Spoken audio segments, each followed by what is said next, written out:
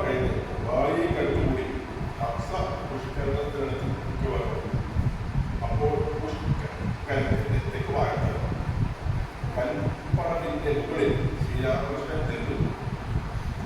നരേന്ദ്രൻ മുഖം കഴുകി കയ്യിൽ കെട്ടിയുമായി നിൽക്കുന്നു.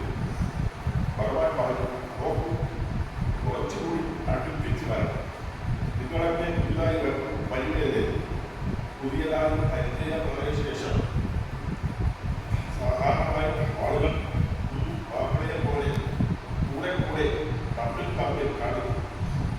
നരേന്ദ്രനും ഭാസ്കരനും ചിരിക്കുന്നു. എന്താ വരില്ലേ? നരേന്ദ്രൻ ബ്രഹ്മസമാജത്തിലെ അംഗമാണ്. വാക്കു കൊടുക്കുന്ന കാര്യത്തിൽ വളരെ കരുതലുള്ള കൂട്ടത്തിലാണ്.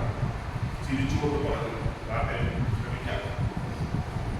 പാളിയെ കടന്നുകൂടി എല്ലാവരും വീണ്ടും ശ്രീരാമകൃഷ്ണന്റെ അമ്മയിലേക്ക് നടന്നു വന്നു. പാളികയുടെ അടുത്ത് വെച്ച് ഒരു നേരം ഭാസ്കരനോട് പറഞ്ഞു, നോക്കൂ, കൃഷിക്കാർ കാളയെ മേടിക്കാൻ ചന്തയ്ക്ക് പോകാറുണ്ട്. ഒരു വല്ലതോ എന്നവർക്ക് എളുപ്പം മനസ്സിലാക്കും. അവർ വാലിനടിയിൽ കൈയിട്ട് നോക്കും.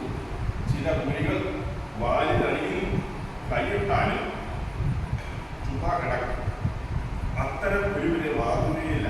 എന്നാൽ വാലിൽ തുറുപോലെ ചാടിക്കിടങ്ങ് ചെടുതെടുക്കുന്ന കാളകളെ അവർ ഇഷ്ടപ്പെടുന്നു.